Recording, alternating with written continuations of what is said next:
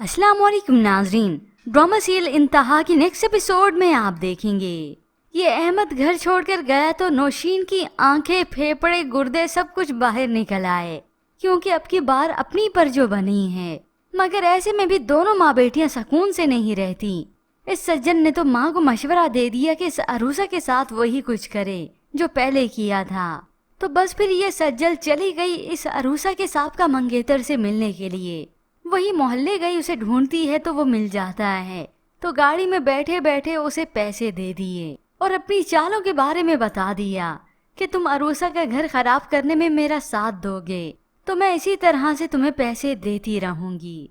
ये तो पहले ही लालची और बेहिस था और अब तो वैसे भी उसे मौका मिल गया है उस अरूसा से बदला लेने का। मुझे जैसे मौका मिलेगा तो उस अरूसा से मैं ऐसा बदला लूंगा कि सारी जिंदगी वो याद रखेगी।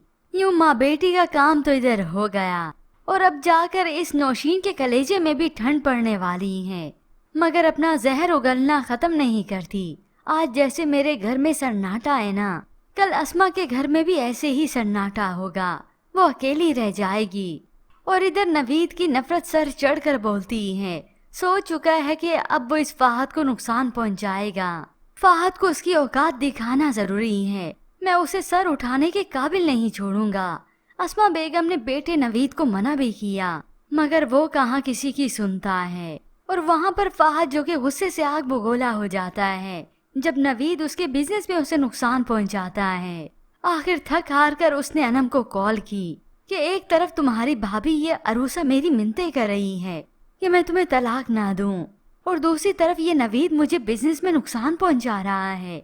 यह सुनकर अनम को गुस्सा आया। उसी वक्त अरूसा के पास चली गई, उसे जोरदार तमाचा लगाने लगी कि उसी वक्त ये असद उसका हाथ पकड़ लेता है। अनम, ये तुम क्या कर रही हो? अब उसी वक्त अनम ये सारा मामला बताती है। यह सुनकर असद को गुस्सा आ जाता है कि फाहद इस लायक नहीं और तुम उसके पास जाती रही।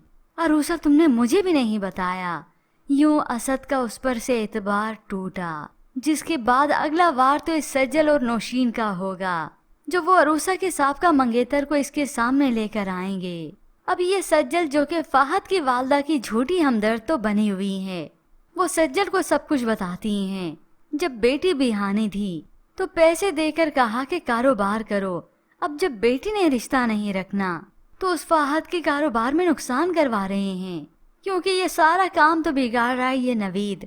इस फाहद की वालदा की बात भी ठीक है और सज्जल को इस बात से क्या, वो तो ज्यादा खुश होती है कि अच्छा हुआ इनके दरमियान पेचीदगियां और ज्यादा बढ़ चुकी हैं।